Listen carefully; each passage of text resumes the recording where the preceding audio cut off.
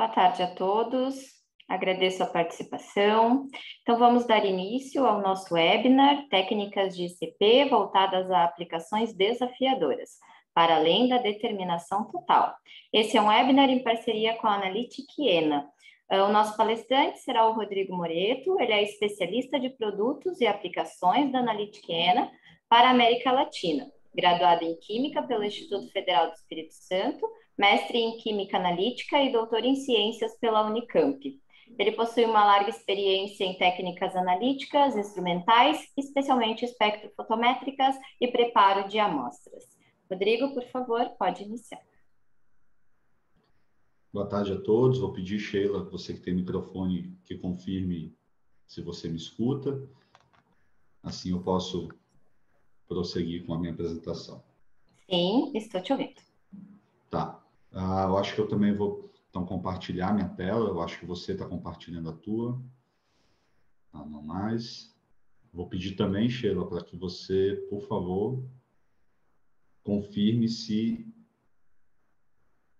eu estou compartilhando minha tela, se está visível a todos. Está visível ainda? Isso, agora vai para modo apresentação. Aqui fica visível, né? Isso. Porque aí eu acho que eu apago minha câmera para que a apresentação fique mais focada. Ou posso fazer também direto, não tem problema. Bom, compartilhando aqui a apresentação. Vou dar início. Okay. Boa tarde a todos. A Sheila já me apresentou, sou o Rodrigo, trabalho para a empresa Analytic ENA, que é uma empresa alemã, já com mais de 30 anos de mercado. Está localizada na cidade de Jena, por isso o nome é Analytic ENA. Gostaria de agradecer a presença de todos os participantes nesse webinar, que é intitulado Técnicas com ICP voltadas a aplicações desafiadoras. E, no caso da técnica de ICP massas, eu trago alguns exemplos que vão além da determinação elementar total. Essa palestra está sendo desenvolvida, proposta, na verdade, em parceria com a ProAnálise, que é uma das distribuidoras da Analytic ENA aqui no Brasil. Falando, então, das técnicas de ICP, porque essas técnicas elas têm um grande apelo quando nós falamos das técnicas instrumentais analíticas, porque essas técnicas elas têm como característica, são técnicas multielementares com uma ampla cobertura elementar, sendo que ao redor aí de mais de 70 elementos são determinados, a partir dos metais, passando pelos semimetais e também elementos não metais. Então, por ser uma técnica multielementar, são técnicas que costumam ter um amplo apelo em análise de rotina, especialmente quando há necessidade de uma alta frequência analítica, quando o número de amostras é elevado, porque são técnicas com uma maior velocidade de análise, principalmente quando comparada com a técnica de absorção atômica convencional. São técnicas precisas para medidas quantitativas. Uma outra vantagem dessas técnicas está no ponto que se refere tanto à ampla faixa dinâmica de concentração, diferentemente da absorção atômica, que tem uma faixa dinâmica de concentração um pouco mais curta, e também essas técnicas normalmente elas são buscadas quando há a necessidade de atingir baixos limites de detecção e quantificação, que corriqueiramente, pela técnica de CP massa, está aí na ordem de nanogramas por litro, também microgramas por litro, aqui também a gente já está falando da técnica de CP óptico. Então, por essas características, são técnicas que têm um apelo e são indicadas para análise de rotina. Uma outra vantagem dessas técnicas, frente, por exemplo, a outras técnicas, é no que se refere à possibilidade de análises semi-quantitativas em termos de poder fazer um screening de uma amostra sem adicionar padrão, para ter uma ideia de quais elementos diferem em termos de concentração, aí sim, para futuramente buscar desenvolver um método quantitativo, e também, porque especialmente falando aqui da técnica de CP massas, é possível usar essa técnica para aplicações que vão além da determinação total, como, por exemplo, fazer um estudo de diluição ou razão isotópica, monitorando isótopos distintos, e também, por que não, trabalhar com análise de especiação. Bom, falando do sistema de introdução, que é comum das técnicas de ICP, ele consiste, por exemplo, considerando uma amostra líquida, uma bomba peristáltica para fazer aporte de fluxo constante de amostra no sistema de nebulização, que é composto por um nebulizador, por exemplo, um nebulizador que é o mais comum do tipo concêntrico, onde a função desse nebulizador é justamente converter essa amostra líquida em um aerossol líquido, uma vez que há um fluxo contínuo de um gás de nebulização, por exemplo, argônio, para que justamente ocorra a formação desse spray, desse aerossol líquido da amostra. Finalmente, nós temos a câmara de nebulização, onde o papel da câmara de nebulização é filtrar esse aerossol para que as gotículas menores sejam transportadas e cheguem até o plasma, por exemplo, um plasma de argônio, que é a fonte dessas técnicas de ICP, e as gotículas maiores, elas são descartadas. A câmara de nebulização é importante porque aí, filtrando essas gotículas do aerossol, há um favorecimento dos processos que devem ocorrer no plasma, que depois eu vou comentar. Uma segunda função da câmara de nebulização é suavizar os pulsos da bomba peristáltica. Esse movimento de peristaltismo, ele tem uma certa variabilidade, então a presença da câmara de nebulização, ela acaba suavizando esses pulsos e aí também contribuindo para uma maior precisão das medidas. Tanto o nebulizador quanto a câmara de nebulização existem de diferentes tipos e também com diferente composição a depender do tipo de aplicação.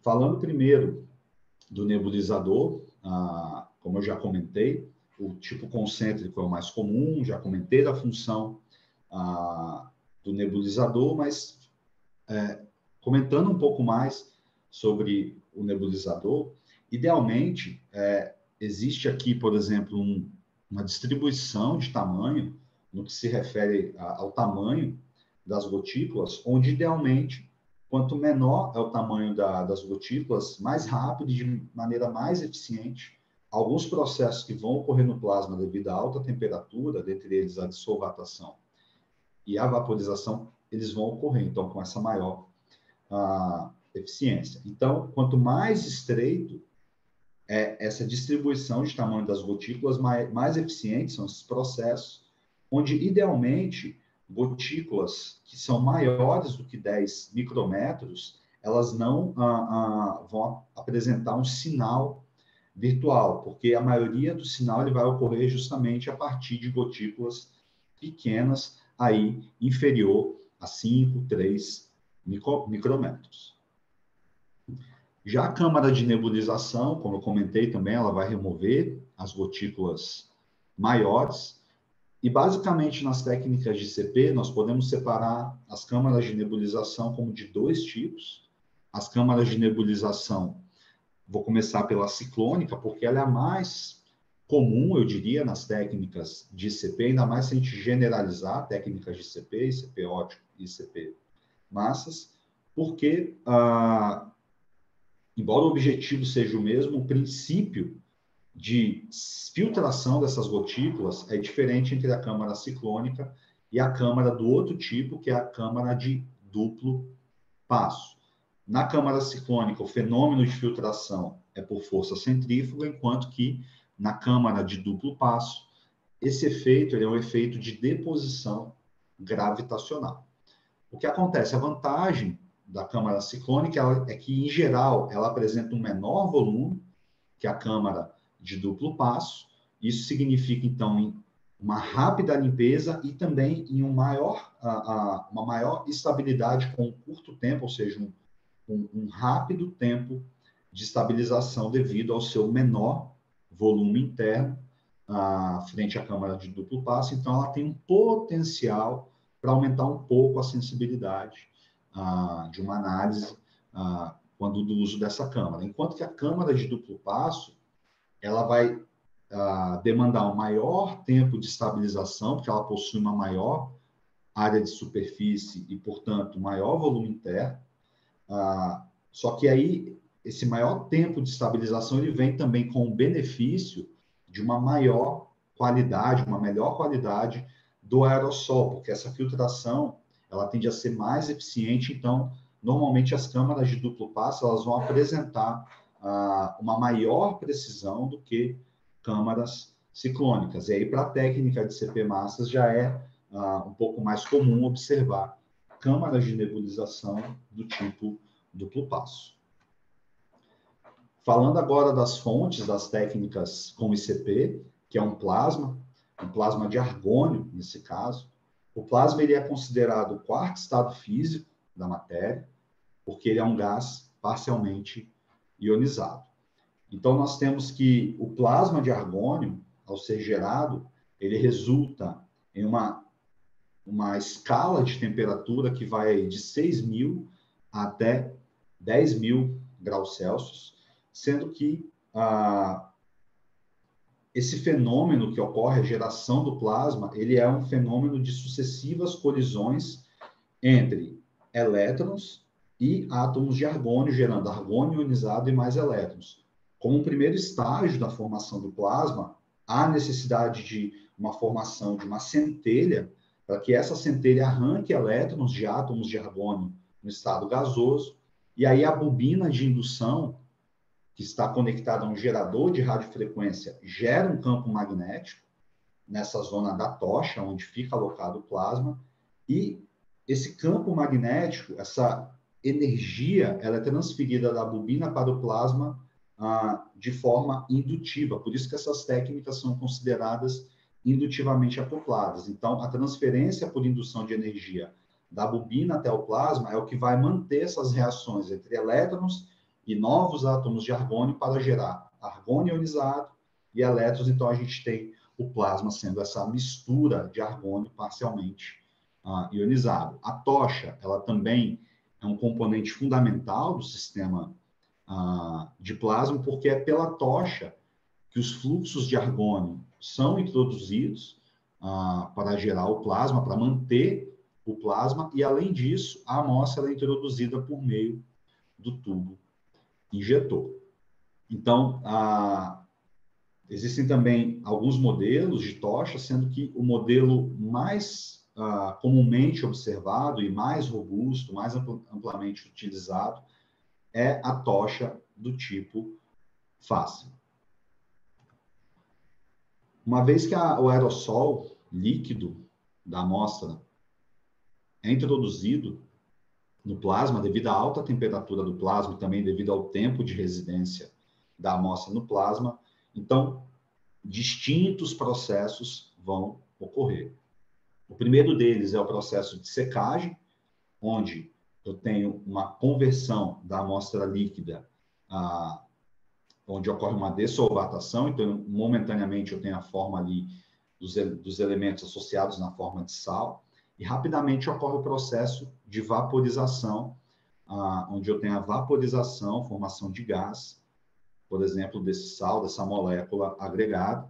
E aí, com maior tempo de residência, o primeiro processo que ocorre é a dissociação e, por consequência, a atomização com formação de átomos no estado gasoso. O processo que ocorre em seguida é a absorção. Então, nós temos o princípio, por exemplo, da técnica de absorção atômica, onde ocorre a geração de átomos excitados.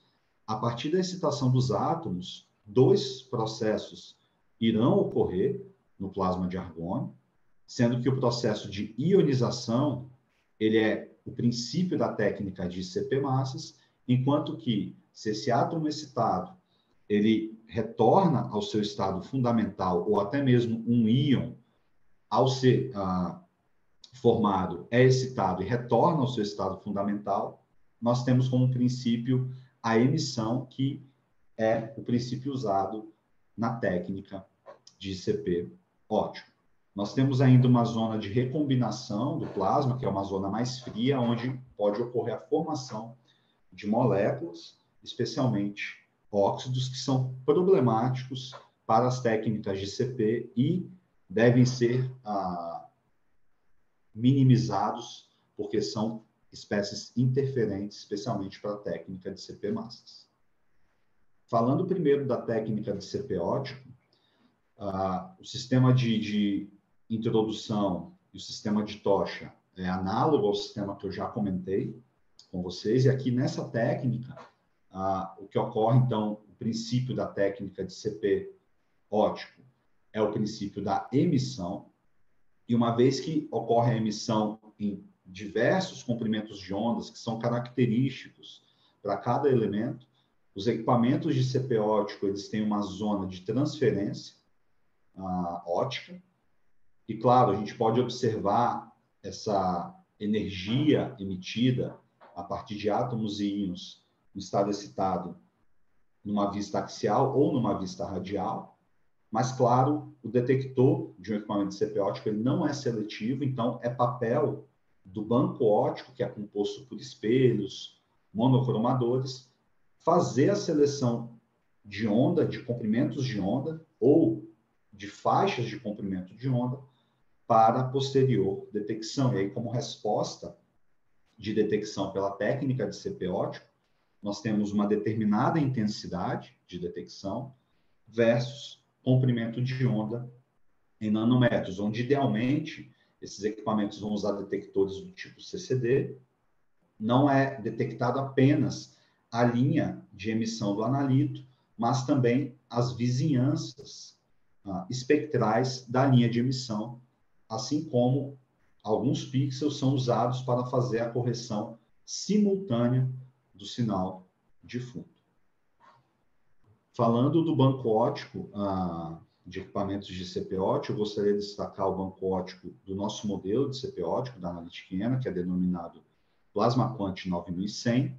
Se a gente considerar o modelo Elite, nós estamos falando de um equipamento que apresenta alta resolução de 2 picômetros de resolução. É um banco ótico já bem estabelecido, encapsulado, trabalha purgado com argônio, e esse banco ótico, ele combina 2 monocromadores, um prisma, para fazer, então, a pré-seleção de uma faixa de comprimento de ondas, que, ao ser refletido pelo banco ótico, é, então, difratado por uma rede de difração do tipo Echelle, com alta resolução, e a detecção ocorre posteriormente a essa difração, onde usamos um detector CCD para detectar, além da linha de emissão do analito, também as vizinhanças espectrais e fazer a correção simultânea do sinal de fundo.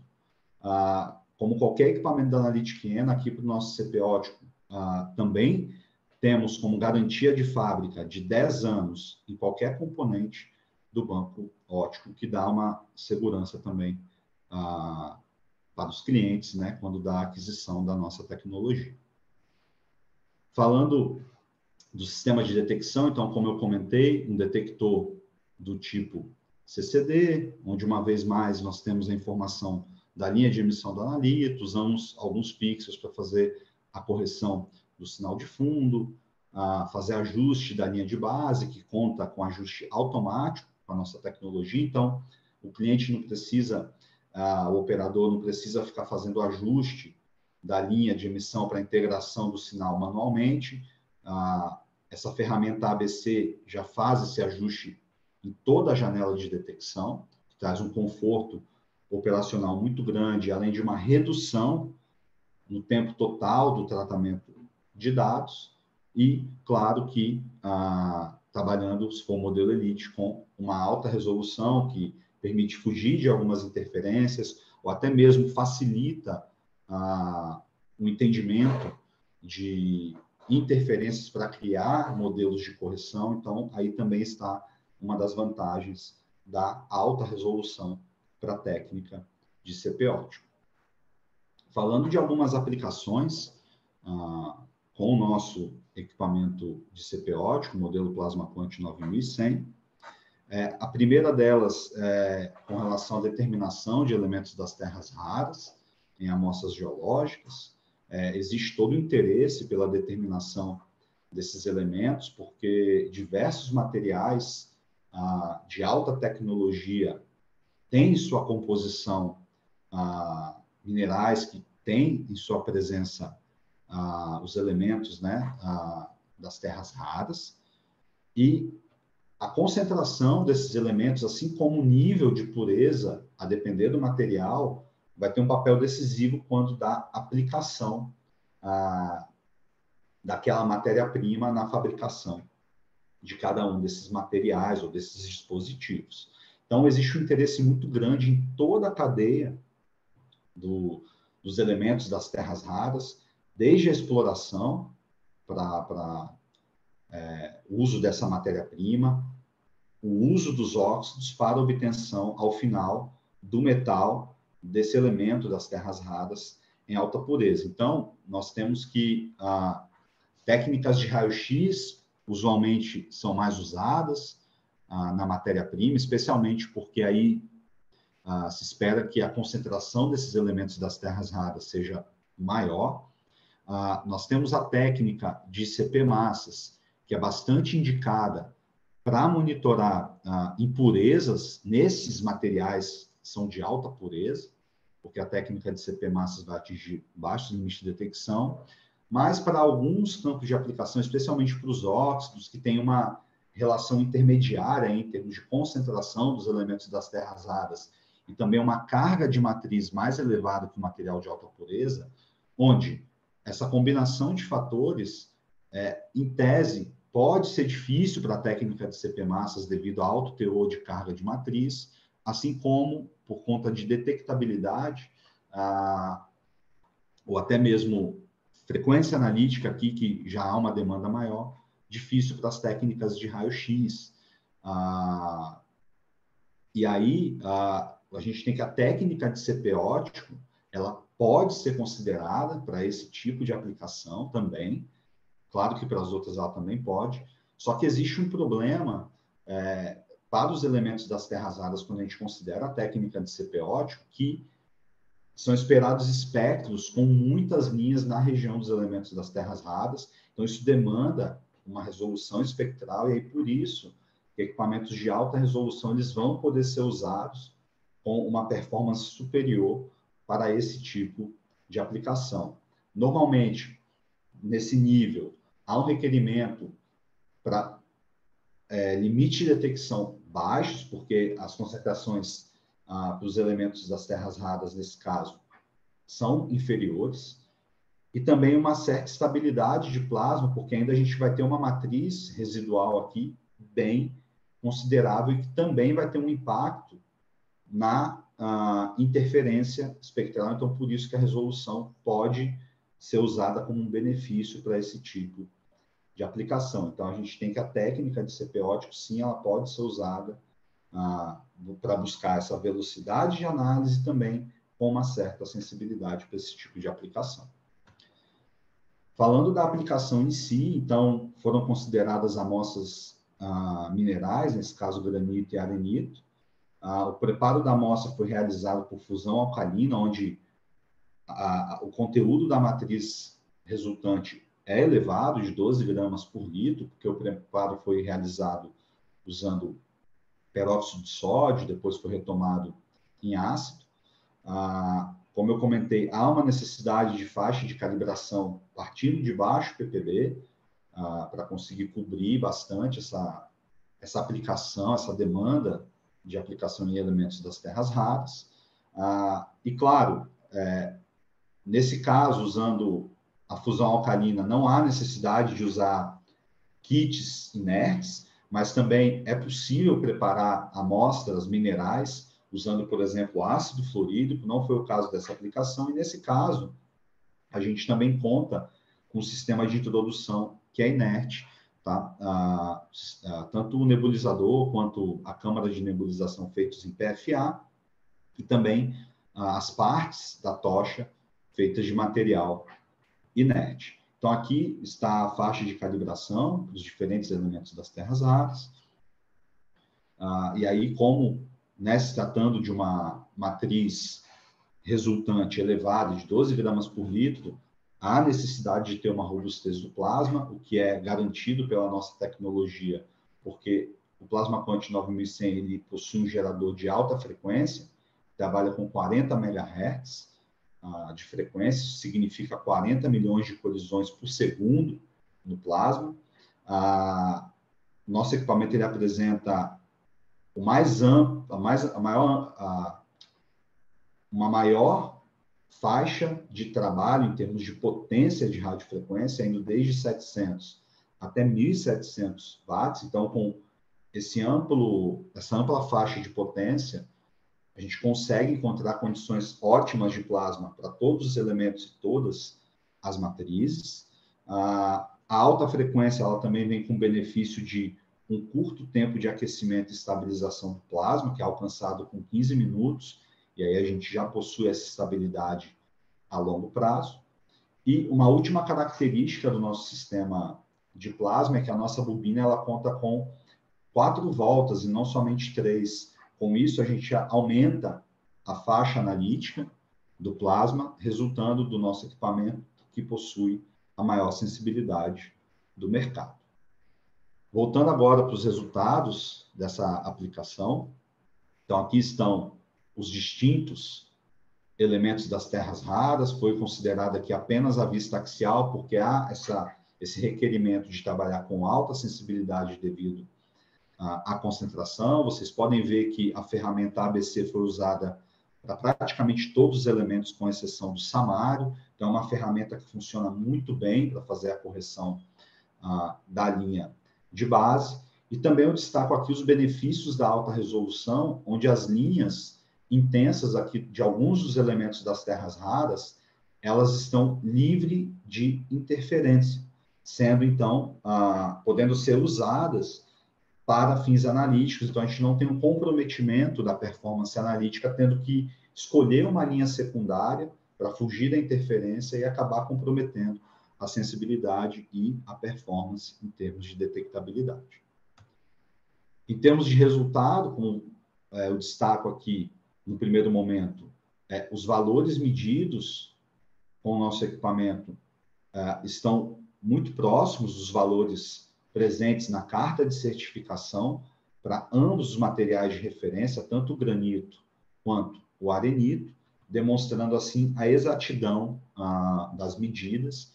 E eu também gostaria de destacar os limites de detecção, aí, que para a maioria dos elementos estiveram da ordem de sub-ppb, mostrando que, sim, o nosso equipamento é o mais sensível do mercado, e juntamente com o benefício da alta resolução, alcançamos limites de detecção que são bastante importantes quando consideramos a técnica de CP óptico. Também destaco aqui para alguns elementos que eu trago aqui o benefício, mais uma vez, da alta resolução, onde é possível, aqui nesse caso, fazer a detecção de série, de neodímio livre de interferência, não tendo que buscar novas linhas, e aí contribuindo, claro, para alcançar limites de detecção que são os menores do mercado. Gostaria de falar um pouco agora da técnica de CP óptico, mas agora na análise de amostras orgânicas, tanto amostras de óleos comestíveis quanto amostras petroquímicas,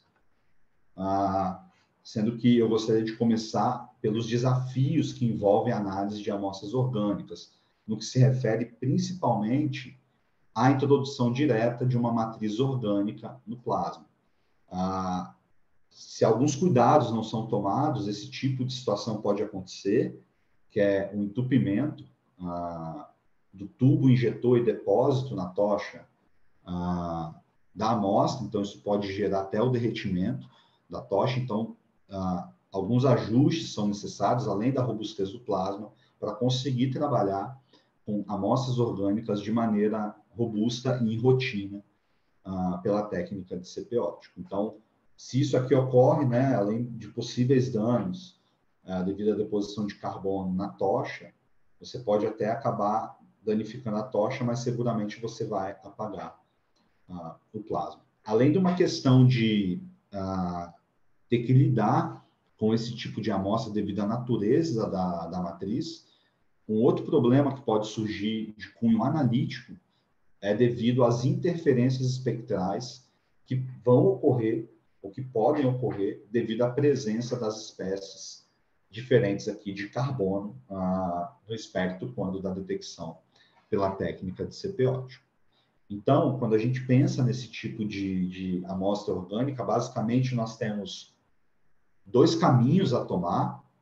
O primeiro deles seria, eu vou dar conta dessa matriz, eu vou decompor essa matriz orgânica usando alguma etapa de preparo das amostras, como, por exemplo, decomposição ácida assistida por radiação micro-ondas, ou eu posso optar por uma outra via, que seria a diluição direta dessas amostras usando um solvente orgânico.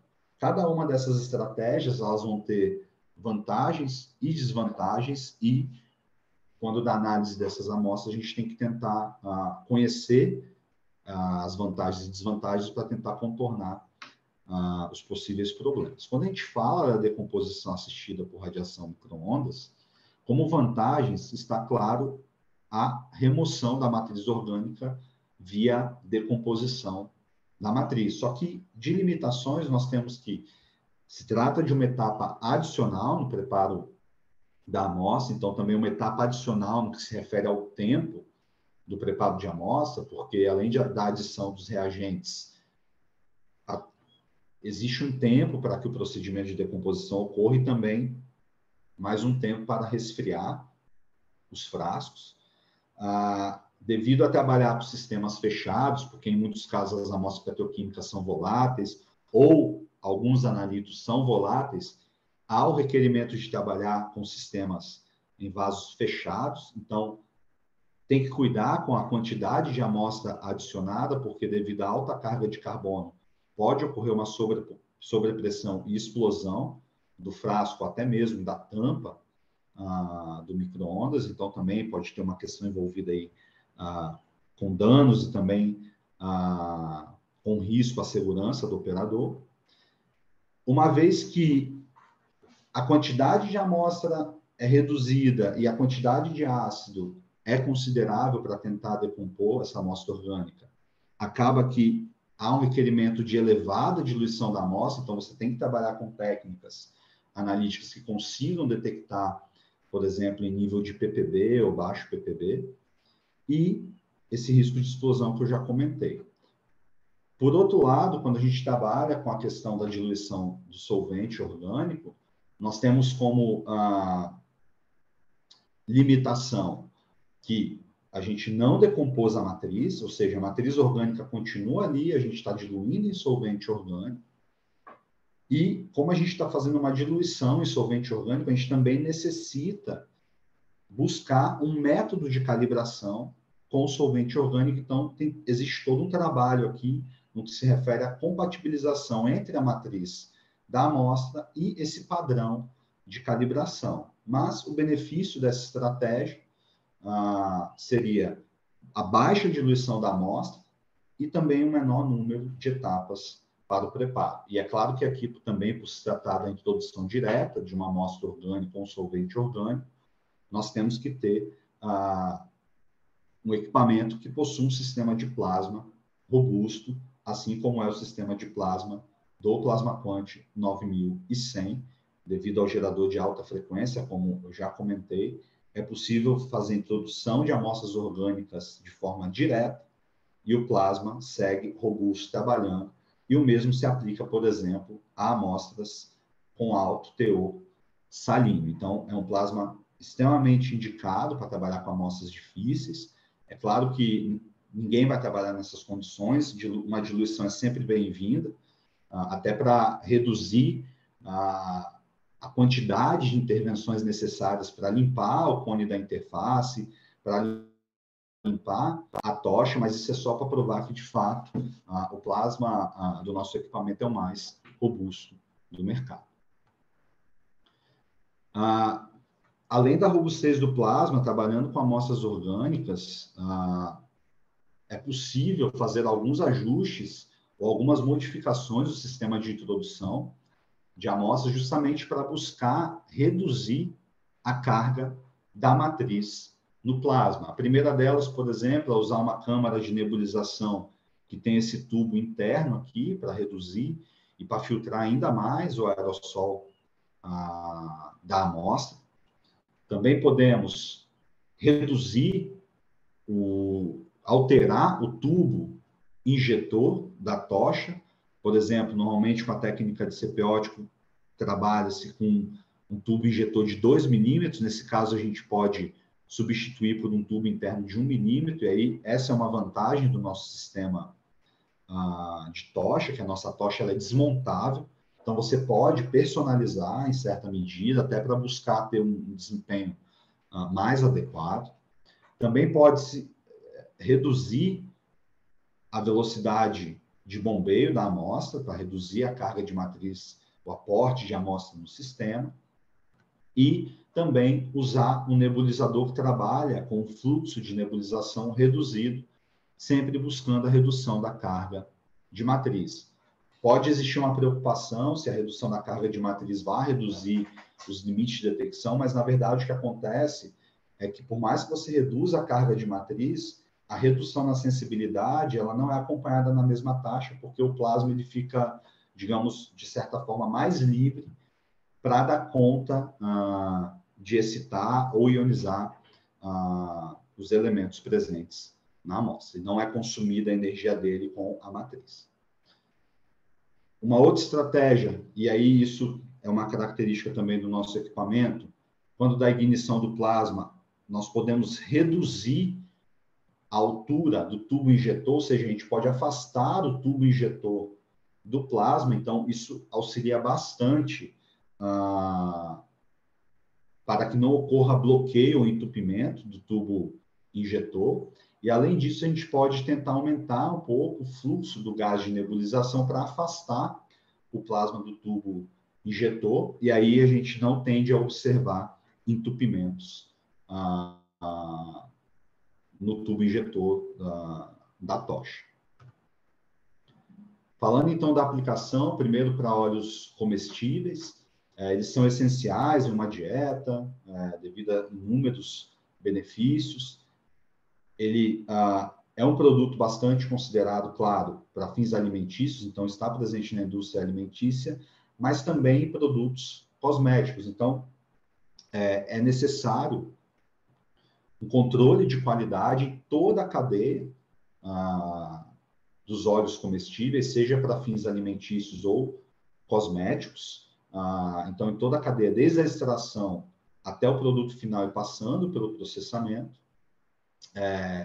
A demanda para esse tipo de aplicação, eu diria que é uma das demandas onde a técnica de CP óptico é a técnica mais indicada, porque ele possibilita a determinação multielementar, ele pode trabalhar com os elementos que são macro constituintes nessas amostras e também monitorar elementos que são tóxicos porque atinge baixos limites de detecção, e aí pode trabalhar com essa ampla faixa de trabalho.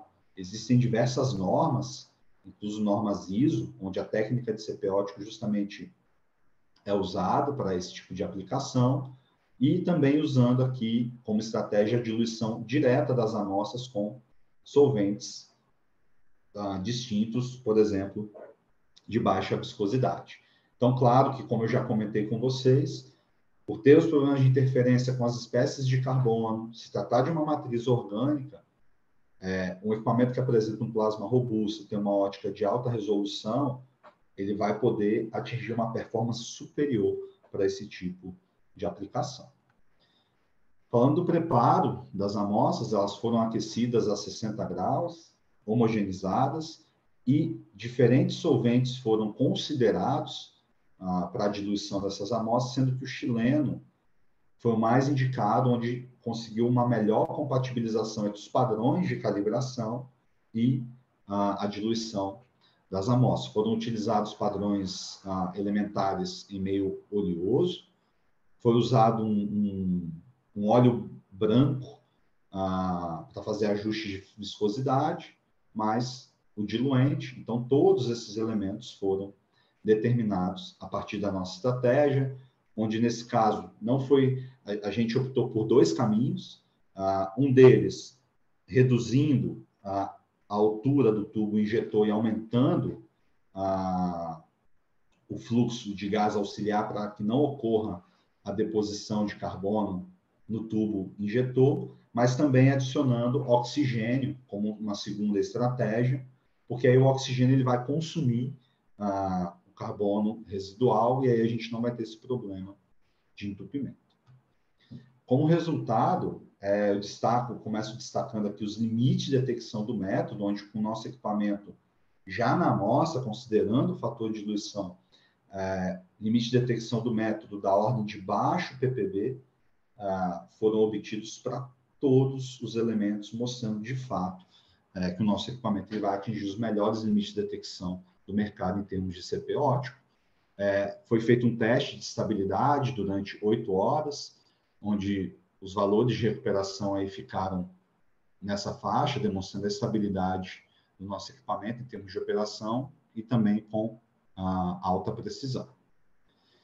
Em termos de resultados, por exemplo, aqui para o óleo de colza também, mostrou aí uma alta estabilidade ao longo de 16 horas, mas o que eu destaco desses resultados é que foi possível observar que, à medida que o processo de refino, as etapas são aumentadas, é possível observar que o nível de alguns elementos ele começa a cair, por exemplo, para o alumínio, aqui para o cálcio, idem, então, realmente mostrando que a técnica de CP ótica ela pode ser usada para monitorar óleos comestíveis em toda a cadeia de produção para os fins mais variados e para controle de qualidade.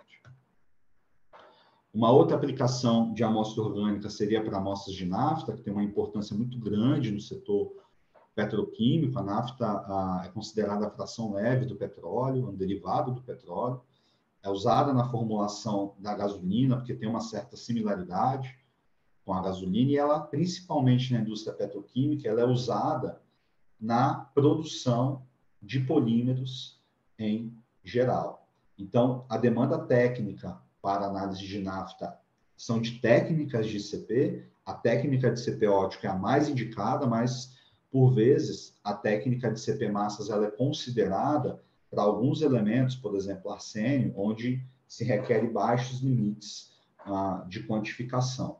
Mas, com o nosso CP ótico, a gente pode, sim, trabalhar e atender as normas relativas a amostras petroquímicas, porque é um equipamento que possui alta sensibilidade, tem uma robustez em termos de carga de matriz que é superior à técnica de CP massas, que vai apresentar uma certa limitação. Então, aqui as amostras foram diluídas em querosene, uma estratégia muito similar à estratégia para as amostras de óleo comestível, mas aqui foi usado o hexano. A estratégia aqui também foi similar, porém a gente também usou um acessório adicional, que é o ISOMIST, que é uma câmara de nebulização com temperatura controlada, justamente para ter um aerossol, a formação mais controlada e mais otimizada do aerossol para amostras de nafta, que são amostras que não são tão estáveis, são amostras voláteis. Eu destaco aqui, por exemplo, que para a gente teve aqui todo um cuidado de atender normas, especialmente para silício. Existe uma preocupação quanto à concentração desse e de outros elementos nas amostras de nafta, onde os limites de detecção requeridos são baixos para justamente estabelecer qual vai ser a finalidade do uso da nafta. Então, vocês podem observar aqui que, para a maioria dos elementos, iniciamos a curva de calibração em 10 ppb, o que é bastante impressionante para um equipamento de CP ótico. Isso também fica confirmado a detectabilidade, a performance do nosso equipamento com os limites de detecção obtidos para o método, para muitos elementos da ordem de sub-ppb e para alguns de baixo ppb, mostrando de fato que o nosso equipamento apresenta os melhores limites de detecção do mercado e, claro, que com alta estabilidade em termos de médio e longo prazo. Então, por exemplo, com essa estratégia, foi possível monitorar o silício em baixas concentrações, o que é de interesse, por exemplo, da indústria petroquímica. Uma outra característica quando a gente adiciona o oxigênio, que eu mencionei, o oxigênio ele traz uma robustez para o plasma, porque vai consumir esse excesso de carbono da matriz, evitando problemas de entupimento do tubo injetor, mas além desse benefício nos sistemas de introdução, a adição de oxigênio no plasma também vem com um benefício analítico, porque você pode melhorar a questão das interferências por parte do carbono, adicionando oxigênio, e além disso, você consegue, então, atingir melhores limites de detecção aí, numa melhora de 15 vezes, por exemplo, só pela adição do oxigênio, porque você simplifica bastante esse sinal de fundo.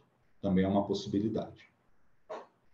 Falando um pouco agora da técnica de CP massas, o nosso modelo de CP massas é denominado Plasma Quant MS Series, é uma série de equipamentos, porque ao final, nós temos 4 modelos, tá? Falando um pouco da história da técnica de CP massas, ela começou lá pela década de 60, olha o Fácil aqui, que é o inventor da tocha do tipo Fácil.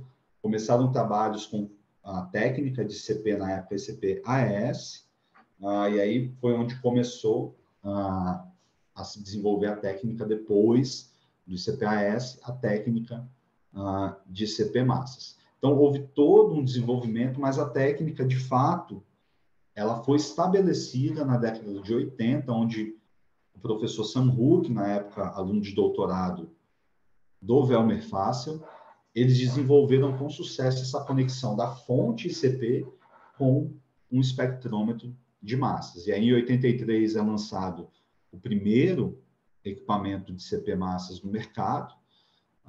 E aí, apenas 11 anos depois que veio o primeiro equipamento de bancada, na década de 90, e aí, desde então, a técnica de CP massas, os instrumentos de CP massas, eles se desenvolveram de maneira bastante expressiva e já são equipamentos cada vez mais presentes em uma rotina analítica. Falando dos processos, então, a gente estava falando da técnica de CP óptico, onde o princípio é a emissão. Agora, aqui na técnica de CP massas, o princípio é a ionização. Esse processo ele ocorre à pressão atmosférica. Então, por que se usa um plasma de argônio como fonte de íons, nesse caso? Porque a gente está buscando íons aqui. Porque o argônio ele é uma fonte extremamente eficiente de íons, porque ele possui o potencial de ionização que é maior do que a maioria dos elementos da tabela periódica, sendo possível ionizar os elementos, mesmo de maneira geral, a sua primeira energia de ionização, e alguns elementos até a sua segunda energia de ionização, mostrando que, de fato, o plasma de argônio é uma fonte extremamente eficiente de íons. Como eu comentei, é um processo que ocorre, a formação do plasma e a ionização, ela ocorre à pressão atmosférica, por isso que há necessidade da presença de uma interface, onde, após a formação dos íons, a interface é responsável por fazer a extração dos íons gerados no plasma, buscando extrair de maneira mais eficiente esses íons e que essa extração, quando ela ocorra, esse momento de amostragem, ela ocorra com baixa formação de poliatômicos, especialmente óxidos, que são interferentes, e também íons com dupla carga, que também vão ser espécies interferentes da técnica de CP massas. Então, falando, né, já comentamos o sistema de introdução, a fonte de íons, a interface, que é composta por 2 cones, cone amostrador e skimmer cone.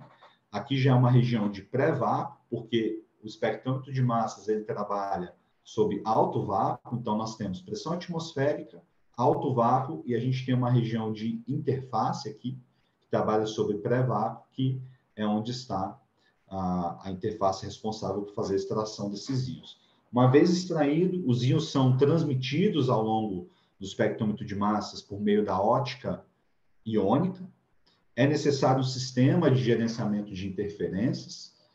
É necessário também um analisador de razão massa-carga, que por vezes é conhecido como analisador de massas, porque o detector, uma fotomultiplicadora de elétrons, não é um detector seletivo, então é papel do analisador de massas fazer a seleção de qual íon, com qual razão massa-carga, qual isótopo, né, qual íon a partir de um determinado isótopo vai chegar até o detector e ser detectado. Falando das características exclusivas do equipamento de CP Massa da Analytic Enel, eu destaco um ecoplasma padrão de operação. Nosso equipamento ele tem o menor consumo de argônio do mercado usando tocha convencional do tipo fácil. Temos uma célula de colisão e reação que é integrada com a interface do sistema. Temos um espelho iônico para fazer a reflexão do feixe de íons até o conjunto de quadrupolos, e o quadrupolo que atua como filtro de massa, ele é um quadrupolo de alta definição, porque ele trabalha com uma alta frequência. E em seguida temos um detector que não é uma patente da Analytic Enel, mas é um detector que é completamente digital e atinge até 11 ordens de magnitude em termos de resposta de detecção. Como eu comentei, a Analytic Enel ela possui 4 modelos de CP massas, sendo que os modelos Plasma Quant MS e MSQ eles são mais indicados para análise de rotina, e os modelos Elite eles são os modelos que apresentam a maior sensibilidade, mas independentemente do modelo de CP massa da Analytic Enel, a característica do nosso equipamento é ser o mais sensível do mercado, mesmo o nosso modelo, entre aspas, de entrada. Tá? Aí os equipamentos com maior sensibilidade ainda, que são os modelos Elite, eles são indicados, inclusive, para aplicação em pesquisa, onde pode ser necessário agregar alguma técnica periférica, e também para trabalhar, por exemplo, com parte de geoquímica, razão isotópica, detecção de nanopartículas, especiação química, onde, após a separação, a quantidade de amostra que chega por tempo no plasma é pequena, então a alta sensibilidade tem uma vantagem para esse tipo de aplicação. Então, é um carro-chefe também dos equipamentos de CP massas da Analytic Enel. Por que a gente destaca a sensibilidade? Porque a sensibilidade ela tem um papel direto na performance analítica, porque, de fato, quanto maior a sensibilidade, menor é o limite de detecção, considerando aí o cálculo de limite de detecção de acordo com a IUPAC. Não é uma relação linear, tá? A gente tem que levar em consideração o desvio padrão da medida de uma solução branco. E esse desvio padrão ele é influenciado por 2 parâmetros. Um deles é a variabilidade intrínseca da técnica ao longo da transmissão dos íons, desde que são gerados na fonte até a sua detecção, e a própria flutuação da fonte, que é o plasma nesse caso. A gente não consegue medir esse parâmetro sigma, mas a gente consegue converter essa equação para entender como seria um desvio padrão de um branco a partir da intensidade. A intensidade a gente consegue medir de uma solução branca, só fazer uma medida de uma solução branca, onde a intensidade de uma solução branca ela é um resultado de uma pequena contaminação que possa existir naquela solução, mesmo que em nível de ultratraço, mas uma intensidade que é contínua do sinal de fundo. E aí agora a gente pode estabelecer diferentes sensibilidades. Eu vou tomar como exemplo esses 2 primeiros casos. Então, eu tenho um equipamento que tem uma sensibilidade de 150 contagens por PPT, e comparar com o nosso equipamento, que tem 1.500 contagens por PPT, que é um equipamento mais sensível. A contaminação é exatamente a mesma para ambos os equipamentos, de 1 PPT. Tá? E é claro que a intensidade residual do branco ela vai ser maior para um equipamento de alta sensibilidade, porque ele enxerga mais do que um equipamento que não tem a alta sensibilidade. Porém, quando a gente substitui esse valor de intensidade de branco, ou ambos os valores, aqui nessa equação, e obtém o valor de desvio padrão do branco, e usa esse valor para calcular o limite de detecção, nós temos que, sim, equipamentos mais sensíveis, eles vão atingir menores limites de detecção que equipamentos menos sensíveis. Como eu falei, não é uma regra linear. Aqui a gente considerou uma sensibilidade 10 vezes superior, e essa sensibilidade 10 vezes superior resultou em uma melhora de 3 vezes do limite de detecção. O segundo benefício é na velocidade de aquisição, e aí, por consequência, na frequência analítica. Em azul, nós temos aqui, por exemplo, um equipamento com uma sensibilidade normal, em vermelho e verde, um equipamento como o nosso, que tem alta sensibilidade. Então, a gente pode pegar aqui para uma solução teste de 1 ppb, com equipamento de sensibilidade normal, nós temos essa intensidade, e com equipamento de alta sensibilidade, a gente tem, por exemplo, 10 vezes mais intensidade. Essa escala aqui também não é linear, tá? O que acontece?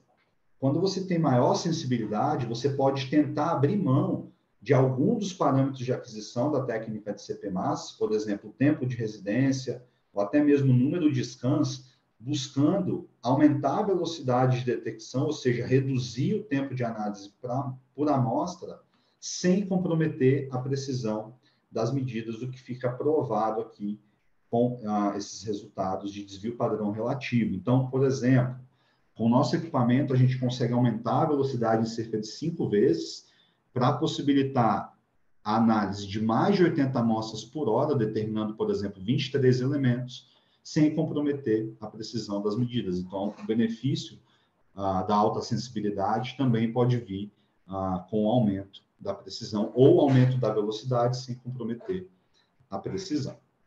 Falando um pouco das aplicações para a técnica de CP-Massas, eu começo com a análise de especiação química em alimentos, onde o equipamento de CP-Massas ele não tem condição de separar espécies, ele trabalha como um detector elementar total. Então, aqui a gente vai começar a falar além da determinação elementar total, para chamar o título dessa palestra. E aí a gente pode agregar a técnica de cromatografia, por exemplo, cromatografia líquida, acoplar essa técnica a um equipamento de CP-Mass, porque aí a técnica de cromatografia ela tem como característica separar as espécies, mas ela não tem detectores sensíveis para baixas concentrações. E aí a gente usa agora os CP-Massas como um detector sensível para as espécies que são separadas pela coluna cromatográfica ou pelo sistema cromatográfico. Então, aqui, com o acoplamento da técnica de cromatografia líquida de alta eficiência com a técnica de CP-Massas, nós estamos buscando a separação e detecção efetiva das diferentes espécies. Por que isso é importante? Vamos tomar aqui como exemplo a especiação de arsênio. Nós temos que as espécies inorgânicas de arsênio, elas apresentam maior toxicidade do que as espécies orgânicas. O arsênio ele pode estar presente em uma matriz, por exemplo, num solo, quando do cultivo de uma planta, devido ao uso de pesticidas ou inseticidas, e aí o arsênio ele pode estar na sua forma orgânica, que tem essa toxicidade reduzida, e com o tempo, esse arsênio orgânico ele pode ser convertido à sua forma inorgânica, portanto, mais tóxica. Então, se justifica um estudo de especiação para tentar determinar individualmente cada uma dessas espécies, tá? E aí, claro, a gente tem como desafio desse tipo de análise de especiação que a concentração dessas espécies é da ordem de sub-ppb, em muitos casos até ppt, então precisamos de um equipamento de CP-Massa sensível, e, claro, um sistema de separação. Então, aqui estão as condições de separação, e aqui alguns parâmetros do ICP ótico. Eu destaco aqui o consumo de argônio, que foi o consumo total de 11 litros por minuto, que chega aí a uma economia de 50%, 40% frente a outros ICPs massas presentes no mercado, para trabalhar com um tipo de aplicação como essa. Por que a gente consegue trabalhar com plasma que é econômico? Porque o nosso sistema, que é uma patente, ele consegue fazer essa transferência de energia da bobina para o plasma de forma mais eficiente. Nós temos uma bobina e aí, consequentemente, nós temos uma redução no consumo de argônio para manter o plasma estável. Nós não temos problemas com descarga secundária, porque a nossa bobina de radiofrequência ela é aterrada, por isso que o nosso sistema não usa aqueles escudos para justamente equilibrar o plasma, por conta de problemas de descarga secundária. Então, nós temos um plasma balanceado, inclusive com alto desempenho para plasma frio. É claro que a gente pode variar o consumo total de argônio a depender da potência de radiofrequência, mas o nosso equipamento ele não trabalha com consumo total de argônio acima de 12,5 litros. Então, isso representa uma economia significativa em termos de custo operativo pela técnica de CP massas, que a gente sabe que o maior custo de um equipamento de CP é justamente o consumo de argônio. Falando dessa nota de aplicação, então aqui está o perfil obtido por HPLC acoplado à técnica de CP massas, onde cada uma das espécies foi separada de maneira eficiente e quantificada de maneira eficiente, tá? Foi feito um teste de robustez com concentração de cerca de 1 ppb para cada uma das amostras, e aí os resultados aqui mostram que realmente a estabilidade foi bastante alta. Isso se deve também à nossa interface, que é a mais robusta do mercado, porque nós temos um bombeio bilateral, então uma maior eficiência de bombeio frente à interface típica do mercado, que tem um bombeio unilateral, e isso vai resultar em uma maior deposição de material na interface. Além disso, a nossa interface ela atua como célula de colisão e reação. Os gases são introduzidos no skimmer cone, então nós temos uma região de alta pressão. Aqui as interferências elas são removidas antes de entrar na região de alto vácuo, ou seja, no espectrômetro de massas. Um dos benefícios de fazer a remoção das interferências e usar na interface a célula de colisão e reação é que nós temos uma troca mais rápida entre modos com gás e sem gás, ou de gases distintos. Nós não temos um requerimento de gás de alta pureza, porque já estamos separando as interferências na interface. O nosso equipamento também é compatível com gerador de hidrogênio, tá? O que pode representar ainda uma redução de custo em médio e longo prazo, porque não há necessidade de ter garrafas de hidrogênio. Além disso, nós contamos com a ferramenta Boost, que aplica uma voltagem positiva na entrada do skimmer cone. Então, os íons eles são reacelerados, os íons dos analistas são reacelerados para o interior do espectrômetro de massas. Então, mesmo para módulos com gás, a gente aumenta a sensibilidade e, ao final, obtém menores limites de detecção.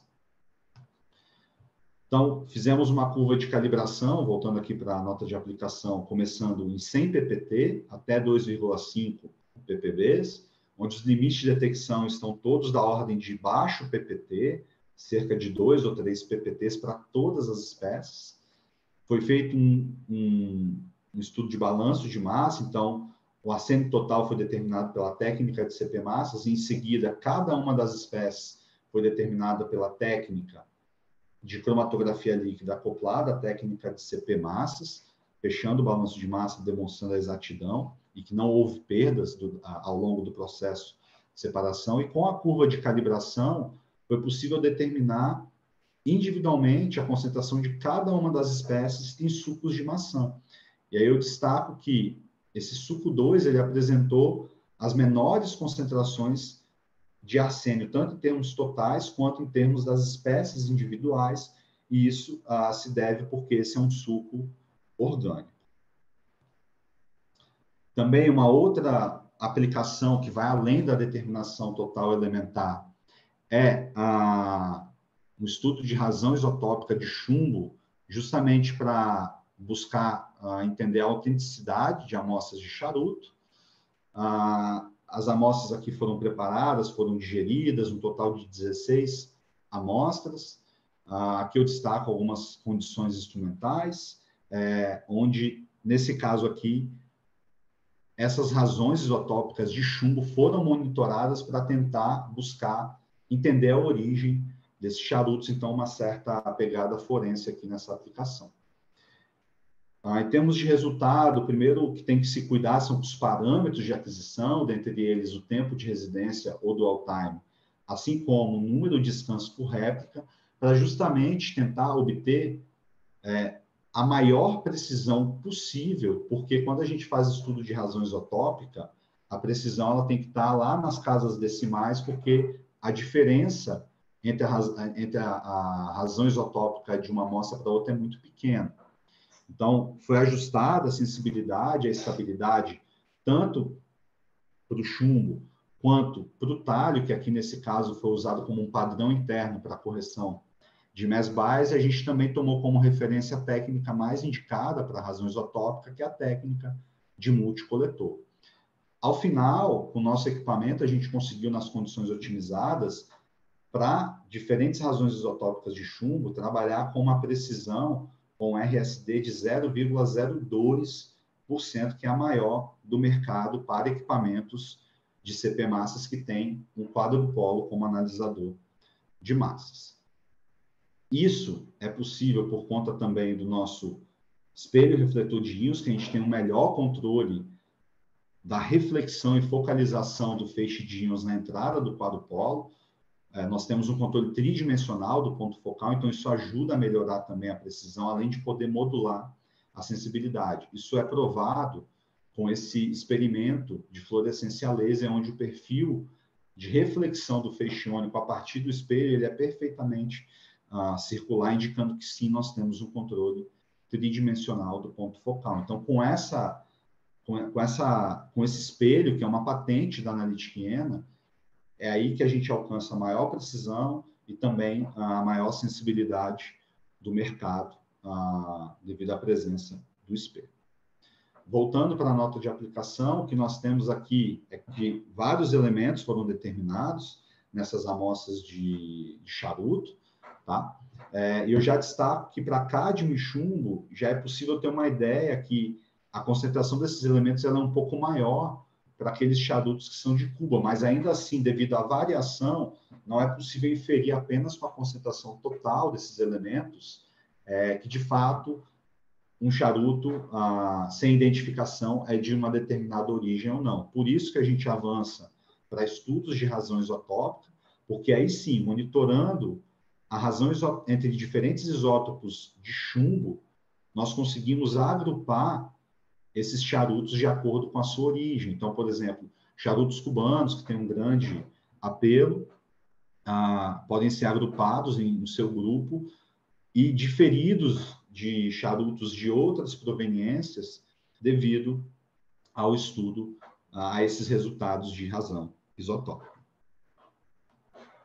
Também, eu já estou acabando, esse é o último trabalho que eu trago, é possível também avançar nesse estudo de razão isotópica, por exemplo, para amostras de leite, para também descobrir a origem ou um tratamento para esses leites. As amostras foram preparadas, a gente pode prover mais detalhes depois. Aqui estão algumas condições instrumentais, e aqui a sensibilidade ela foi otimizada para o isótopo 44 de cálcio e as seguintes razões isotópicas entre diferentes isótopos de cálcio foram consideradas nesse estudo. Como primeiro resultado, foi feito um estudo com relação ao sinal de fundo, usando aqui a técnica de plasma frio, que é bastante robusta com o nosso equipamento, então por isso que eu trouxe essa aplicação como exemplo. No exemplo anterior, a gente trabalhou com condições normais de plasma, aqui a gente usou o plasma frio, porque o cálcio tem essa possibilidade, reduzindo a potência de radiofrequência, de reduzir o sinal de fundo, que foi confirmado aqui, por exemplo, frente a o sinal de fundo para um branco e um padrão de cálcio,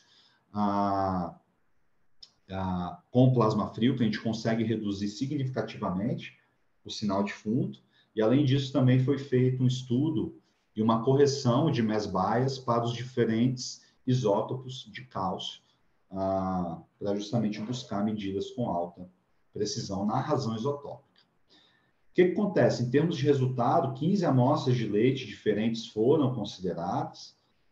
Mesmo na razão isotópica, existe uma certa variação, mas ela não é tão significativa e, às vezes, a razão isotópica ela não consegue dar um input quando da origem ou do tratamento do leite, por exemplo, aqui um leite sem lactose, e aí também é possível obter resultados a partir da razão e obter resultados de composição isotópica, que é calculada frente à razão entre diferentes isótopos medido na amostra, dividido ou normalizado, melhor dizendo, pela razão isotópica de um padrão certificado, como, por exemplo, do NIST. Aí, a partir desse resultado, obter resultado de composição isotópica e aí sim tentar aqui agrupar as amostras e ver se é possível diferenciá-las com essa informação de composição isotópica. Claro que para isso, uma vez mais, é necessário trabalhar com alta precisão, porque mesmo na razão, mas assim como na composição isotópica, sem alta precisão não é possível fazer estudos de razão isotópica. Um outro benefício que ajuda o nosso equipamento a ter essa performance diferenciada para esse tipo de aplicação é que nós usamos um detector que é apenas digital, tá? Ele é um detector completamente digital, então a gente não tem que combinar, o nosso equipamento ele não tem que combinar uma detecção dual, que combina uma eletrônica digital com uma eletrônica analógica, que com o tempo ela perde estabilidade, aí você tem problema de fazer a calibração cruzada, você pode perder estabilidade. Além disso, a detecção apenas digital, ela é mais rápida do que a detecção em modo dual. O modo dual ele é requerido para os demais equipamentos, porque o modo, a eletrônica digital, ela tem uma certa resposta de detecção linear. A partir de um determinado ponto, ela não tem uma resposta linear e, por isso, você tem que trabalhar no modo analógico. Como é que a gente consegue ampliar a nossa faixa de detecção usando apenas esse modo digital? Porque o nosso detector, ele atua com ele trabalha com atenuação digital do sinal. Então, tem dois benefícios. A gente consegue atenuar o sinal com essa previsibilidade da fotomultiplicação, fazer essa atenuação para ampliar a faixa de detecção, de resposta dinâmica de detecção. E, além disso, a gente também aumenta a vida útil do detector frente a outros detectores, porque sem esse excesso de amplificação, a gente reduz o desgaste dos dinodos do detector. Então, também, além de uma contribuição analítica, em termos de precisão e operação, a gente também tem um benefício aí de prolongar a vida útil do detector. Então, como a slide final dessa aplicação, com os resultados de composição isotópica entre os diferentes isótopos de cálcio, de fato é possível separar amostras de leite de acordo com a sua origem ou tratamento. Então, leites para crianças, leite de soja está agrupado numa outra caixinha aqui. Temos leite enriquecido, também temos leite sem lactose, então sendo possível fazer esse estudo por meio da razão isotópica.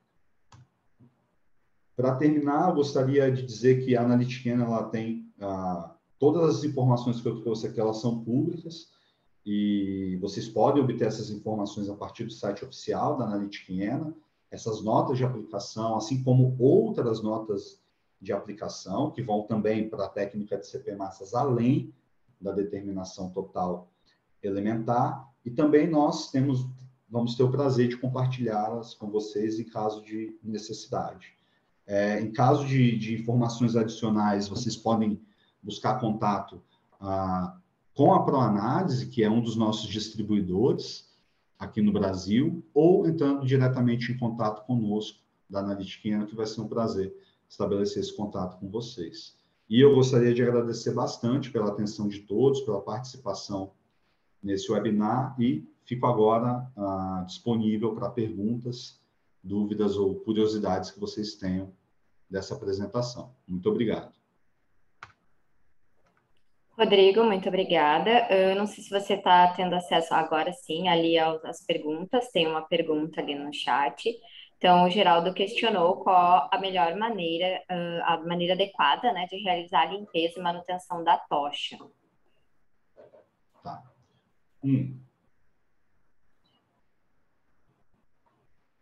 A limpeza e manutenção da tocha, eu ainda estou... deixa eu só parar de partilhar, porque senão vai ficar... Pronto. Geraldo, né? Geraldo, obrigado pela pergunta. A limpeza da tocha, isso aí não tem uma regra, tá? Eu costumava limpar, por exemplo, com ácido nítrico 1%, tem gente que gosta de limpar com uma mistura de água régia diluída, né? Que na verdade não seria nem tanto uma água régia, mas você acaba diluindo essa mistura de uma água régia original, você dilui para uma concentração de 1% e deixa em contato somente as partes de quartzo, tá? Da tocha. Tem gente que gosta de limpar com ácido 10% e aí deixa por um tempo menor, tem gente que deixa com ácido 1% overnight. Então, a limpeza da tocha, ela eu diria, muito particular. Tem laboratório que faz de um jeito, tem laboratório que faz de outro. Eu costumava fazer com ácido 1%, 2%, não mais do que isso. Ou se tivesse muito depósito, aí sim eu partia para ácido 5% ou 10%, mas não gostava de deixar mais do que meia hora. Tá? Essa seria a minha indicação como um primeiro estágio. E aí tem, Rodrigo, uma pergunta da Dayana. Como são definidos os tempos de integração dos elementos? Qual critério é utilizado? Excelente pergunta. Obrigado, Dayana. Também, isso vai depender de vários fatores. Primeiro fator, e aí a gente pode tratar desse tempo de integração, Dayana, tanto para qualquer técnica analítica, que eu diria pelo menos as espectrométricas, tá?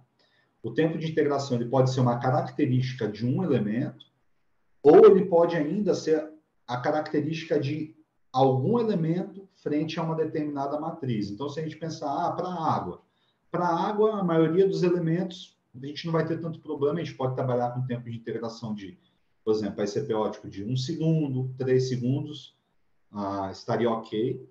Para a técnica de CP massas, aí a gente já é uma técnica mais rápida, a gente está falando de milissegundos ou até microsegundos. Mas quando a gente tem, às vezes, uma amostra que tem um conteúdo de matriz diferente, por vezes, para obter uma maior estabilidade de sinal, a gente pode ter que aumentar esse tempo de integração.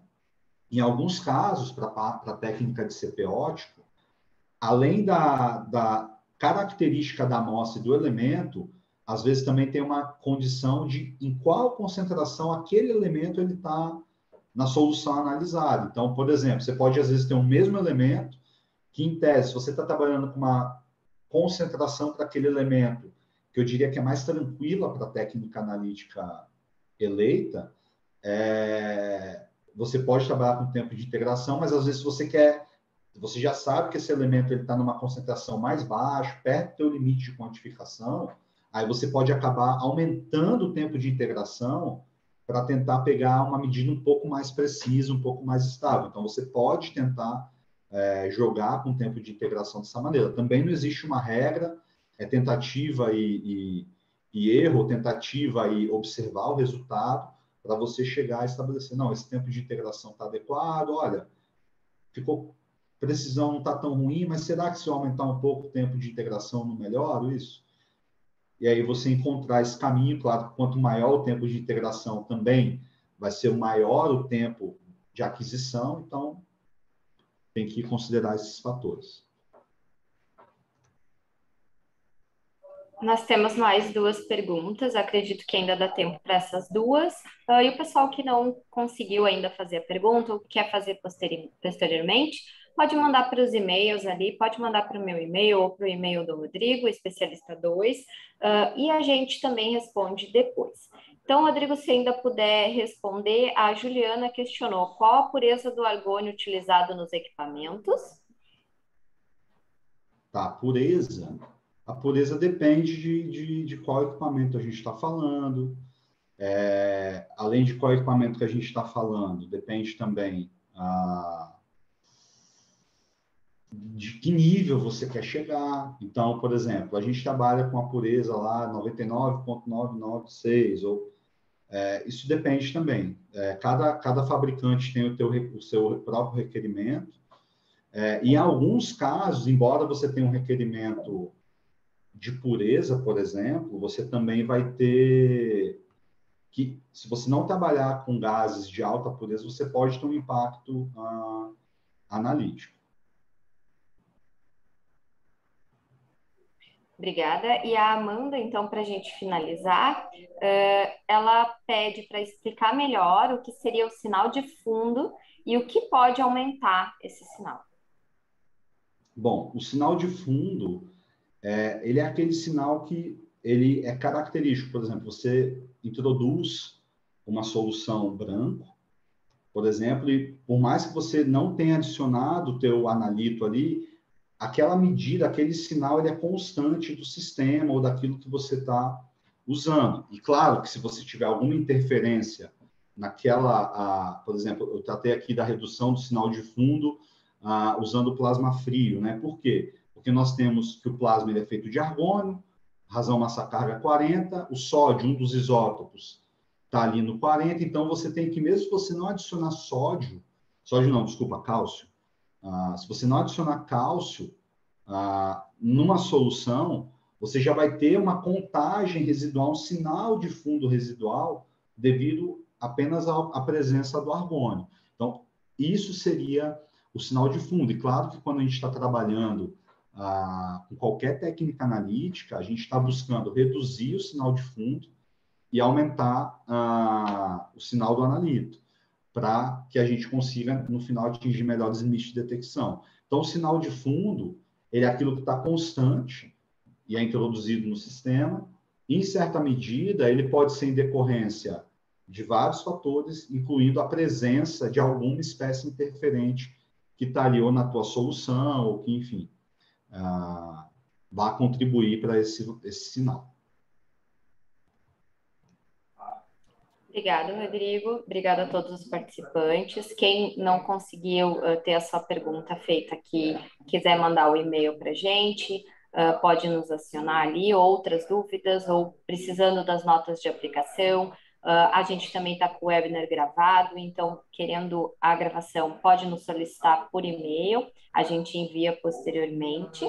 A gente vai ter na sequência para análise mais webinars, na semana que vem. Então, fiquem atentos aí às nossas redes e participem dos nossos eventos, dos nossos webinars. Estamos à disposição para qualquer dúvida. Muito obrigada a todos. Obrigada, Rodrigo. Obrigado a vocês todos pela participação. Obrigado, pessoal da ProAnálise, por promover esse webinar. E a gente segue à disposição para quaisquer dúvidas futuras. Muito obrigado e desejo um bom dia a todos.